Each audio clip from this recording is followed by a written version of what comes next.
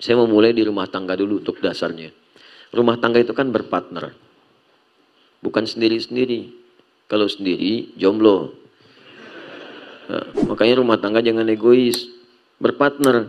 Karena itu ketika Adam diciptakan, kemudian dipasangkan dengan Hawa, kalimatnya menggunakan zauj. Buka Quran surah kedua Al-Baqarah, ayat 35.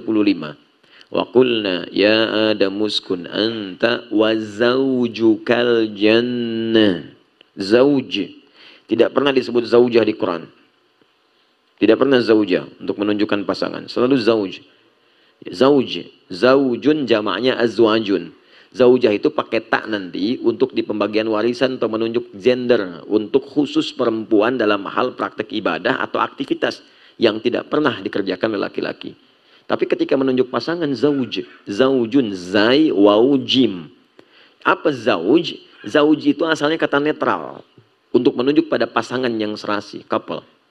Ya, makanya orang-orang Arab selalu mengatakan kalau ada pasangan serasi walaupun beda tapi melengkapi, itu disebut zauj. Wen zauj na'li. Kemana pasangan sendal saya? Ya, zauj. Nah, sendal itu alas kaki disebut zauj. Karena walaupun beda, itu menyempurnakan. Coba cek ya. Alas kaki sendal kanan dengan kiri sama enggak? Pasti beda, cetakannya lain. Yang kanan dicetak untuk kaki kanan, yang kiri untuk kaki kiri. Bentuknya beda. Nggak percaya, keluar dari sini, pakai kanan, itu gunakan yang kiri alas kakinya. Yang kiri, pakai sama yang kanan. Silakan pakai, jalannya ngesot tuh. Ya, nggak akan lurus jalannya. Kenapa? Karena nggak akan enak. Tempatkan kanan di kanan, kiri di kiri. Maka disebut zauj sempurna. Dan dalam jalan pun indah. Kaki kanan dengan kiri beda kan? Ya, dan nggak pernah egois. Ketika kanan di depan, kiri pasti di belakang. Ketika kiri ke depan, kanan menjadi tumpuan. Nggak pernah ada kanan ingin balapan dengan kiri. Nggak akan nyampe-nyampe. Nggak akan nyampe-nyampe. Gitu kan? Ya, kalau mau sama-sama lompat jadi pocong. Ya, contoh gitu kan. Jadi sesungguhnya, zauj itu disebutkan kalimat yang saling melengkapi. Ya, bahasa tadi maksudnya canda gurauan gitu kan. Orang yang tampak-tampak, jangan dipotong video saya. Ya. Adi Hidayat berbicara tentang pocong, bukan. Ya, jadi kanan lewat, kiri tunggu, kiri lewat, kanan jadi topangan. Ya, jadi kalau kita kemudian kumpulkan semuanya, tarik ke dalam makna tadi di rumah tangga itu harus berpartner. Suami punya masalah, istri jadikan topangan, cerita, ngobrol, diskusi. Makanya di Al-Bukhari nomor hadis keempat sampai 5 itu dari Jabir bin Abdullah radhiyallahu taala anhu, Nabi punya persoalan di awal menerima wahyu, pulang-pulang ke rumahnya, ya, melihat kemudian di pertengahan malaikat Jibril dalam rupa aslinya. Kan sering saya katakan hadis ini, siang-siang turun setelah periode Iqra. Iqra sudah turun, semakin gemar bertahanus datang ke Gua Hira. Ya, begitu naik ke atas, nggak dapat apa-apa, wahyu belum turun. Turun kemudian siang bolong, siang kosong. Begitu turun tiba-tiba ada panggilan Muhammad, Muhammad. Ya, nengok kanan kiri nggak ada orang, depan belakang kosong. Nengok ke atas penasaran. Makanya yaqudu bainas sama'i wal ardi, tiba-tiba ada sosok kayak duduk begini antara langit dan bumi. Ya diilustrasikan beginilah Anda keluar dari sini, dari masjid ini siang-siang jam 2. Ya tiba-tiba keluar ada panggilan, Cepi. Cepi gitu kan. Nah, nengok kanan kiri nggak ada orang, depan belakang kosong, ke atas makhluk jubah putih, rambut panjang manggil Cepi. Ya, Anda gimana kan? Faro'ibtu minhu, kata Nabi, saya tuh bulu kuduk saya naik. Khawatir, takut saya. Ya, takut itu biasa, takut itu fitrah. Fitrah, takut dalam hal yang wajar. Ya, kalau nggak takut nggak wajar. Yang nggak boleh itu kalau kita takut kemudian teman-teman sekalian pada yang dilarang oleh Allah Subhanahu Wa Taala. Itu nggak boleh. Takut sholat, takut baca Quran, tapi berani bermaksiat. Nah itu nggak boleh. Tapi kalau takut-takut yang wajar itu sah hukumnya. Ya. Dengar suara malam hari, takut. Dengar suara siang hari, takut. Nah, dengar begitu sedang konsentrasi, ada singa mengaum. Nggak takut, mustahil, pasti takut. Pasti takut. Apa? Ya udah, selesai hidupnya. Ya. Sekarang Nabi Faro'ibtu minhu, saya khawatir, takut, bulu kuduk saya naik. Langsung kemudian pergi. Yang meninggalkan tempat itu tergesa-gesa. Sampai datang ke rumah. Ya mengucapkan salam, diketuk pintu, keluar Sayyidah Khadijah. Begitu melihat wajah istri, karena sering berpartner. Istri ngasih solusi, ada masalah, sampaikan, jadi pendamping yang setia. Jadi kalau seperti itu, ngelihat wajah aja udah tenang. Sama antum kalau ngelihat figur. ustadz tertentu, orang tertentu yang baik, punya aura, kan baru ngelihat aja udah tenang kan? Udah enak kan? Makanya dulu para ulama itu sering kali mendatangi ulama yang lain. Sebagian mengatakan kalau saya sedang ada futur nih, sedang gelisah, sedang gak enak, saya datangi majelis Imam Malik. Buat apa? Cuman mau ngelihat wajahnya aja Imam Malik, tenang hati saya. Itu saking hormatnya di antara para ustadz. Ngelihat fulan enak, datang majelis fulan, ngelihat, alhamdulillah tenang lagi, balik lagi. Ya, Masya Allah. Tapi kalau dalam pengajian jangan begitu, coba lihat tenang, balik lagi, ya kosong pengajian. Ya. Nah, ini contoh, lihat. Nah, itu seperti itu, tenang. Lihat Sayyidah Khadijah, saking partnernya tinggi, partnershipnya itu, ngelihat hilang setengah gelisahnya. Kata Nabi, zammiluni, tolong selimuti aku. Dibawa kemudian ke kamar, diselimuti Sayyidah Khadijah dengan lembut sekali. Keluar kalimat yang indah itu, bima makna, zaujil karim, suamiku sayang, engkau orang baik, penyambung silaturahim, suka memberi, suka sedekah, yakinkan pada jiwamu yang paling dalam, aku akan bersamamu dalam suka dan duka. Berpartner. Maka hilanglah kemudian semua persoalan-persoalan. Tenang hatinya. Begitu tenang, muncul lagi makhluk yang tadi. Ternyata malaikat Jibril dalam rupa aslinya. Karena sudah tenang, ketenangan itu adalah setengah dari kesuksesan. Jiwa yang tenang melahirkan aktivitas yang cemerlang. Catat tuh, bikin status. Ya. Tenang. Jadi kalau tenang itu solusi datang. Datang turunlah kemudian surat Al-Mudaththir itu. Ya ayyuhal mudaththir qum fa'anzir wa rabbaka fakabir. Itu asalnya begitu. Tapi rumus rumah tangganya partnership yang baik memberikan ketenangan dan memberi solusi. Jangan sembunyi-sembunyi. Di ketika suami sedang ada di depan, kiri istri jadi topangan. Istri di depan, suami topangan. Jadi kalau sedang punya persoalan, ngobrol, cerita. Jangan sendirian diselesaikan. Karena itu, ini nanti persoalan gak merambat kemana-mana. Ketika di keluarga sudah tuntas, dibawa kemudian dasar itu ke pekerjaan, pekerjaan akan terasa ringan. Kalaupun mengambil keputusan, diskusi akan ringan juga. Tapi kalau antum tidak lakukan itu, pekerjaan bermasalah, diputuskan sendiri, nanti merembet ke keluarga. Merembet nantinya. Betapa banyak orang punya pekerjaan kemudian bermasalah, nggak cerita ke rumahnya, beli sepeda Brompton nggak cerita, bilangnya 5 juta, tahu-tahu 35 juta. Ketahuan istri, marah kan, ribut, semua diungkap. Pak, dulu juga listrik begitu, listrik yang kena. Yang lain kena, semua kena. Makanya cerita, ngobrol. Termasuk ini punya masalah di pekerjaan, mau keluar, apa motivasinya?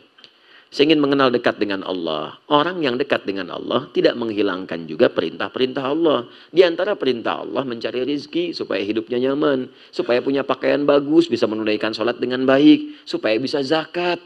Jadi bukan berarti mendekat kepada Allah itu meninggalkan dunia, tidak.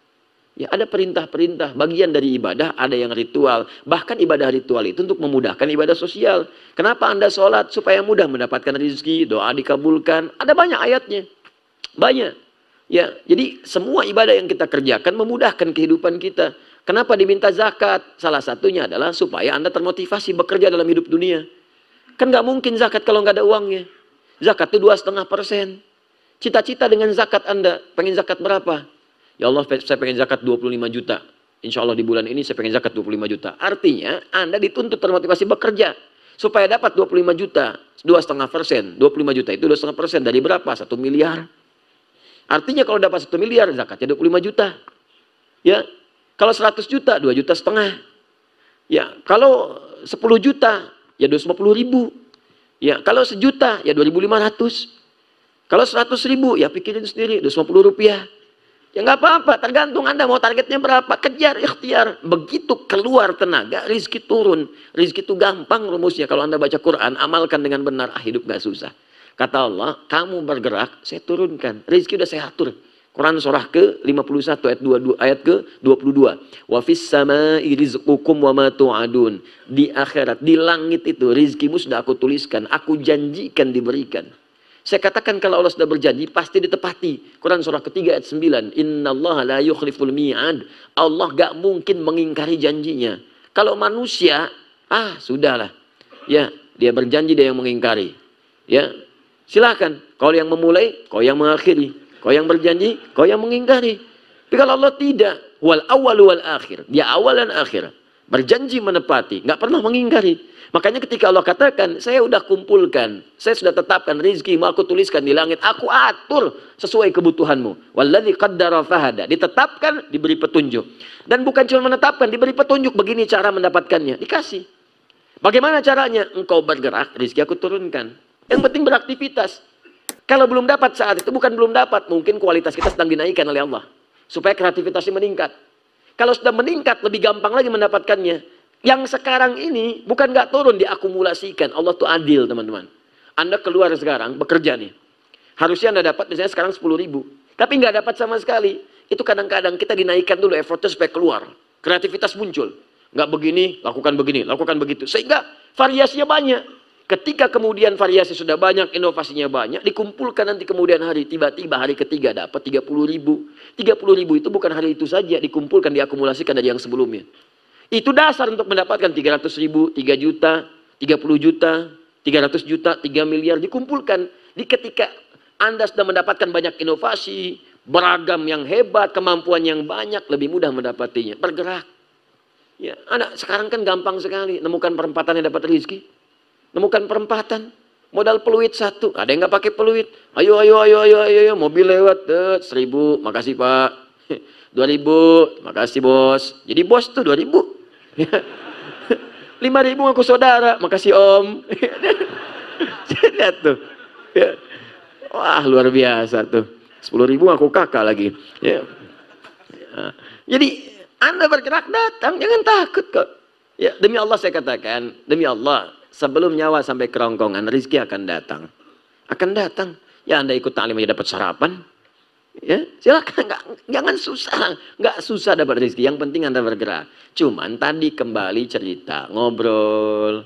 Aku di kantor ada pekerjaan, ada aktivitas sementara, aku tuh sedang ada kerinduan tertinggi kepada Allah. Bagaimana caranya? Ayah kita konsultasi aja deh dengan Ustadz. Konsultasi dengan si fulan, tanyakan bagaimana caranya ingin mendekat kepada Allah tapi tanpa melanggar ketentuan Allah. Ya, kecuali kalau yang dikerjakan itu bentuknya melanggar ketentuan Allah. Maka caranya berhijrah mencari pekerjaan lain. Diskusi lagi dengan istri. Dek, berapa kebutuhan kita sebulan? Sekian. Semoga Allah ridha ya. Abang akan coba mencari pekerjaan yang lain dulu. Sambil mencari, yang ini tetap dilakukan dulu. Sambil mencari. Itu fikihnya begitu. Itu fikih, itu tahapan. Bukan tiba-tiba ditinggalkan, tiba-tiba Anda terjun bebas. Bukan begitu caranya. Ada fikih, belajar dulu fikihnya. Makanya jangan pernah menyimpulkan hukum dari terjemahan. Ada nanti turunan-turunan fikih itu beda. Beda dengan ilmu tauhid. Ilmu tauhid ada fikih, ada tauhid itu lain. Jangan menghukumi masalah fikih dengan ilmu tauhid. Tauhid itu hitam putih. Hitam putih. Fikih itu fleksibel. Ya, ta'tari al-ahkamul khamsah. Ada 5 hukum. Bisa mubah, tarik ke kanan jadi sunnah, tarik lagi jadi wajib, ke kiri jadi makruh, tarik lagi jadi haram. Jadi 5 itu. Ta'tarihil ahkamul khamsah. Tapi kalau tauhid hitam putih, ya atau tidak, qul huwallahu ahad, sudah selesai. Nggak ada pilihan yang lain. Katakan Allah itu esa, Allah hanya Allah yang Tuhan, yang lain bukan. Selesai, nggak ada pilihan. Terdapat perbedaan pendapat di kalangan ulama tentang apakah Allah ada atau tidak. Itu berarti belum paham tauhid. Jelas ya? Akidah itu jelas, hitam putih. Tapi kalau masuk fikih, ranahnya kompleks. Yang halal bisa jadi haram. Nikah itu halal, bisa jadi haram kalau dengan pernikahan bisa menyakiti pasangan atau menjauhkan dia dari Allah. Haram hukumnya. Nanti kita menikah sayang. Ya bang, insya Allah. Bukan, kalau kamu nikah dengan aku syaratnya pindah ikut keyakinan aku. Haram pernikahannya. Wala tankihul musyrikati hatta yu'minna. Al-Baqarah 221. Jangan pernah menikah dengan perempuan yang beda keyakinan, musyrik. Ya, sampai dia mau beriman. Beriman dulu supaya rumah tangganya tenang. Itu hikmahnya. Jadi kalau banyak yang dilarang di Quran, misal ada larangan, bukan ingin memberikan beban berat kepada kita dengan larangan, bukan, tapi ingin memberikan ketenangan dalam hidup. Allah tuh maha tahu, kamu kalau beda begini nanti ribut, repot, capek, ya, dan sebagainya. Wala amatun mu'minatun khairum musyrikati walau ajabatkum. Cari yang beriman. Walaupun mungkin dari kualitas fisiknya, wajahnya terlihat biasa-biasa. Tapi lebih baik buat kamu kata Allah dibandingkan yang tidak beriman, wajah memikat. Lebih baik yang biasa-biasa. Kan cantik itu relatif dan memudar dia. Sekarang cantik, 10 tahun kemudian mulai memudar. 20 tahun kemudian sudah mulai hilang kecantikannya, memudar. Makanya orang bilang cantik relatif, walaupun jelek itu mutlak, gitu kan? Nah, dia ada standar-standar. Ya. Sama perempuan juga, wala tunkihul musyrikina hatta yu'minu. Jangan nikahkan, hei para ayah, para ibu, jangan nikahkan anak perempuanmu, gadismu dengan pria-pria yang belum beriman. Kalau laki-laki jangan menikah, kalau perempuan jangan nikahkan. Ingat, karena perempuan punya wali. Kalau orang tua menikahkan anaknya pada yang tidak beriman, orang tuanya ikut dosa. Lihat kalimat Qurannya. Nah, maka di sini partnership penting, diskusi, ngobrol, konsultasi. Nah, oleh karena itu dari sini cari pekerjaan yang baik sambil berusaha meninggalkan yang ini. Jadi ketika dapat, insya Allah yang dapat itu memenuhi rezeki kita. Tinggalkan yang pertama.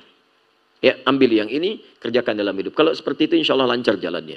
Nah, Anda sekarang dalam situasi yang Anda rasakan sulit, insya Allah tidak ada kesulitan yang nggak ada solusinya. Pertama, yakinkan pada Allah rumusnya. Quran surah ke-2 ayat 286. La yukallifullahu nafsan illa. Tidak mungkin Allah menguji seseorang hamba kalau dia nggak sanggup. Artinya kalau Anda diuji begini, Anda yang sanggup. Ada hidayat tidak? Anda sanggup, maka yakin. Kemudian rumus yang kedua, inna ma'al usri yusra. Tanamkan pada kita keyakinan paling dalam pada jiwa.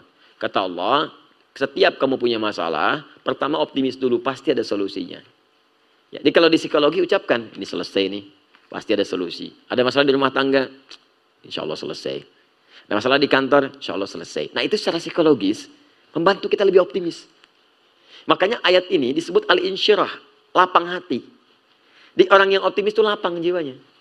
Ya alam nashrah laka sadrak wa wada'na anka wizrak alladhi anqadha dhahrak wa rafa'na laka dzikrak. Kata Allah, Muhammad, lapangkan hatimu, lapangkan. Makanya kalau lapang, seberat apapun beban itu akan terasa ringan, termasuk beban yang membuat pundakmu berat. Seperti angkat berat kan? Ya, angkat beban itu begitu diangkat kan semua berat. Ya dari kepala. Makanya ketika barbelnya diangkat wajahnya merah. Ya kan, kakinya jitan, tangannya susah, semua berat. Itu dilukiskan kata Quran, ada orang yang akan menanggung beban kehidupan saking beratnya dari kepala pusing sampai kaki lunglai. Tapi kalau hatinya lapang, itu akan terasa ringan. Ringan. Kata Allah, ingat bukankah dulu aku berikan yang baik-baik. Jadi kalau sedang ingat susah, ingat yang senangnya. Coba hidup kita itu daripada susahnya kan lama senangnya. Ya kan? Coba kalau diingat lama senangnya. Kalau seperti itu ingat ringan hidup kita itu. Ringan. Nah kemudian setelah itu cari wasilah untuk bisa mengentaskan solusi. Wasilah pertama adalah mendekat kepada Allah. Bagaimana caranya? Dengan meningkatkan ibadah. Takwa tadi. Wa may yattaqillaha yaj'al lahu makhraja wa yarzuqhu min haitsu la yahtasib. Quran surah 65 di akhir ayat kedua, di awal ayat ketiga. Kata Allah, tingkatkan takwamu kepada Allah. Dengan meningkatkan takwa itu akan diringankan persoalanmu, rizkimu. Anda mengatakan saya sedang punya masalah ekonomi. Rizki masalahnya. Kata Allah, aku limpahkan rizki bahkan dari sisi yang tidak engkau duga. Bagaimana caranya? Tingkatkan takwa. Cari kalimat takwa di Quran. Banyak takwa itu. Puasa bagian dari takwa. Ya ayyuhalladzina amanu kutiba alaikumusiyam kama kutiba alal ladzina min qablikum la'allakum tattaqun. Al-Baqarah 183. Salat bagian dari takwa. Zikir bagian dari takwa. Tahajud, cari semua jenis salat. Mulai sekarang yang tadinya salat fardu tambah tahajud. Tambah duha, tambah syuruknya, tambah rawatibnya, tingkatkan sholatnya. Demi Allah saya katakan, kalau Allah berjanji pasti ditepati. Kerjakan aja, nanti lihat apa yang terjadi pada diri Anda. Silakan kerjakan. Sholawat, itu bagian dari takwa. Sholawat. Man shalla alayya salatan wahidah, sallallahu alaihi asyra salawat. Siapa yang sholawat kepadaku, kata Nabi, sekali, maka Allah akan membalasnya dengan 10 kali. Ya. Sholawat pada Nabi. Memuji Nabi, muliakan Nabi. Sholawat itu tanpa putus. Maksudnya kalaupun nabinya wafat, salawat tetap terjadi. Makanya dalam salat kita salawat. Silakan dalam salat kan salawat kan? Allahumma sholli ala Muhammad wa ala ali Muhammad. Itu salawat. Jadi ketika kita sedang bersalawat, Allah berikan salawat. Salawat kita kepada Nabi, itu beda dengan salawat Allah kepada kita. Awas, salawat maknanya dari Allah itu, salawat dari Allah maknanya satu, bisa ampunan dosa. Kedua, pemberian rahmat. Ketiga, pengabulan doa.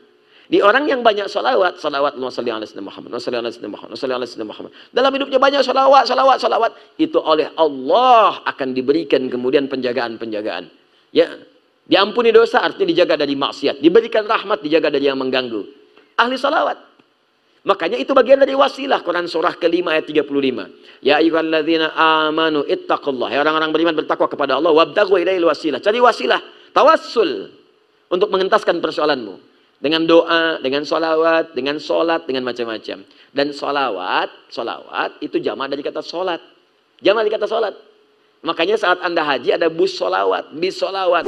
Bis sholawat itu jamaah dari kata sholat. Maksudnya bis yang mengantarkan Anda untuk sholat ke Masjidil Haram. Bukan bisnya sholawat. Masuk situ bisnya sholawat. Allahumma sholli ala sayyidina Muhammad. Bukan. Ngantarin Anda sholat. Ya, jelas ya? Jadi kalau Anda ingin sholawat silahkan. Ya, kemudian setelah itu sholat. Sholatnya kalau bisa jamaah ke masjid, cari, terus kenalan dengan teman-teman, ya diskusi, mungkin di situ akan bertemu dengan solusi Anda, insya Allah. Kami berdoa semoga Allah memuliakan Anda dan memberikan kemudahan dalam persoalan Anda, insya Allah.